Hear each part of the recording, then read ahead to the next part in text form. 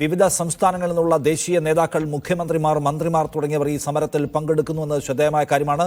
കപിൽ സിബൽ ഇപ്പോൾ സംസാരിക്കുന്നു. MP ഫറൂഖ് അബ്ദുള്ള ഈ സമരത്തിൽ പങ്കാളിയാവുന്നുണ്ട്. ഒപ്പം തന്നെ ഡൽഹി മുഖ്യമന്ത്രി അരവിന്ദ് കെജ്രിവാൾ, പഞ്ചാബ് മുഖ്യമന്ത്രി ഭഗവന്ത് മാൻ, DMK മന്ത്രിയായ ശ്രീ പളനിവേൽ ത്യാഗരാജൻ തുടങ്ങിയവർ ഈ സമരത്തിൽ പങ്കാളിത്തം വഹിക്കുന്നു എന്നത് ഈ സമരത്തെ ശ്രദ്ധേയമാക്കുന്നുണ്ട്.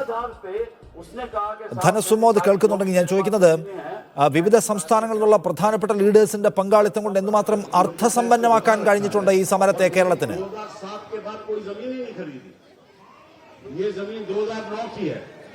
ഇത് കേരളത്തിലെ MP-മാരും MLA-മാരും മന്ത്രിമാരും മുഖ്യമന്ത്രിയും എന്ന രീതിയിൽ മാത്രമായിരുന്നു നിന്നിരുന്നെങ്കിൽ ഇന്ന് രാവിലെയോടെ ഈ സമരത്തിന്റെ മുഴുവനും തരത്തിലുള്ള ഒരു നില മാറുകയായിരുന്നു. കാര്യം MK സ്റ്റാലിൻ, തമിഴ്നാട് മുഖ്യമന്ത്രി, അദ്ദേഹത്തിന്റെ പ്രതിനിധിയായി പളനിവേൽ ത്യാഗരാജ് IT മന്ത്രി അയക്കുകയായിരുന്നു. അദ്ദേഹം കൂടി പങ്കെടുത്ത ഒരു മാർച്ചായിരുന്നു കേരള ഹൌസിൽ നിന്നും ആരംഭിച്ച് ഡൽഹി ജന്തർ മന്ദറിലേക്ക് എത്തിയത്. ഡൽഹി ജന്തർ മന്ദറിൽ 11 മണിയോടെ ആരംഭിച്ചപ്പോൾ ഒരു വലിയ നേതാക്കന്മാർ ആരും ഉണ്ടായിരുന്നില്ല. പക്ഷേ അതിനുശേഷമാണ് ഫറൂഖ് അബ്ദുള്ള, ജമ്മു കാശ്മീരിലെ മുൻ മുഖ്യമന്ത്രിയായിട്ടുള്ള ഫറൂഖ് അബ്ദുള്ള വേദിയിലേക്ക് എത്തിയത്.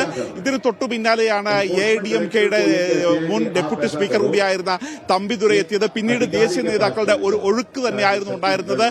പഞ്ചാബിലെയും ഡൽഹിയിലെയും മുഖ്യമന്ത്രിമാർ ഇവിടെ വേദിയിൽ എത്തിയതോടെ ആവേശം 10 മടങ്ങ് ഇരട്ടിയായി വർദ്ധിക്കുകയായിരുന്നു ചെയ്തിരുന്നത്. ഇതിനകം തന്നെ പഞ്ചാബ് മുഖ്യമന്ത്രി ഭഗവന്ത് മാനും ഡൽഹി മുഖ്യമന്ത്രി അരവിന്ദ് കെജ്രിവാളുമാണ് വേദിയിലെത്തിയത്. അരവിന്ദ് കെജ്രിവാൾ ചൂണ്ടിക്കാട്ടിയ ഒരു പ്രധാനപ്പെട്ട കാര്യം, ഏതൊരു നേതാവിനെയും രാഷ്ട്രീയ എതിരാളികളെയും ജയിലിൽ ആദ്യം അടക്കുകയാണ് ചെയ്യുന്നത്. അതിനുശേഷം അവർക്ക് വേണ്ട കുറ്റം എന്തെന്ന് കണ്ടെത്തുകയാണ് ചെയ്തത്.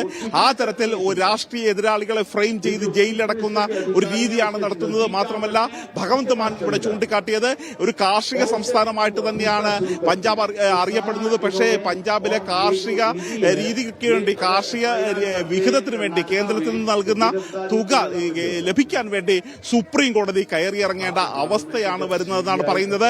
ഇപ്പോൾ ഇൻഡിപെൻഡന്റ് MP ആയിട്ടുള്ള കപിൽ സിബൽ സംസാരിച്ചുകൊണ്ടിരിക്കുകയാണ്. എങ്ങനെയാണ് കേന്ദ്ര സർക്കാർ സംസ്ഥാന സർക്കാരുകളെ, അതും പ്രതിപക്ഷ പാർട്ടികൾ ഭരിക്കുന്ന സംസ്ഥാന സർക്കാരുകളെ ഈ ശ്വാസം മുട്ടിച്ച് ഞെരിച്ചമർത്തുന്നത് എന്നുള്ള ഒരു വിശദമായ ഒരു വിവരം തന്നെയാണ് പറയുന്നത്. മാത്രമല്ല, ജാർഖണ്ഡ് മുഖ്യമന്ത്രി ഹേമന്ത് സോറൻ അടക്കമുള്ളവരെ ജയിലിലടച്ച് പ്രതിപക്ഷത്തെ ഇല്ലായ്മ ചെയ്യാനുള്ള ഒരു മോഡി സർക്കാരിന്റെ രീതികളെ കുറിച്ചാണ് പ്രധാനമായും ഇവിടെ ചർച്ച ചെയ്യുന്നത്. മുഖ്യമന്ത്രി ചൂണ്ടിക്കാട്ടിയത്, മുഖ്യമന്ത്രി പിണറായി വിജയൻ ചൂണ്ടിക്കാട്ടിയത്, വിദ്യാഭ്യാസ മേഖലയിലും ആരോഗ്യരംഗത്തും 1-ാം സ്ഥാനത്ത് തന്നെയാണ് കേരളത്തിന്റെ സ്ഥാനം. കേവലം വിദ്യാഭ്യാസ രംഗത്തും ആരോഗ്യരംഗത്തും മാത്രമല്ല, പ്രധാനപ്പെട്ട മനുഷ്യ വിഭവ സൂചികകൾ മുൻനിരയിൽ തന്നെയാണ് പ്രധാനമായും ഈ കേരളം നിലനിൽക്കുന്നത്. ജനസംഖ്യാ നിയന്ത്രണം ഉൾപ്പെടെ മികച്ച നേട്ടമാണ് കൈവരിച്ചിരിക്കുന്നത്. ഈ നേട്ടം തന്നെ ഇപ്പോൾ സംസ്ഥാന സർക്കാരിന് കേരളത്തിന് ഫണ്ട് വെട്ടിക്കുറക്കാനുള്ള ഒരു കാരണമായിട്ട് ഇപ്പോൾ കണ്ടെത്തിയിരിക്കുകയാണ്. അതുകൊണ്ട് ഇത് ശരിയല്ല. സംസ്ഥാനങ്ങളുടെ ശ്വാസം മുട്ടിക്കുന്നത് വികസന പ്രവർത്തനങ്ങളെ തടസ്സപ്പെടുത്തുന്ന രീതിയിൽ കേന്ദ്ര സർക്കാർ പ്രവർത്തിച്ചുകൊണ്ടിരിക്കുകയാണ്.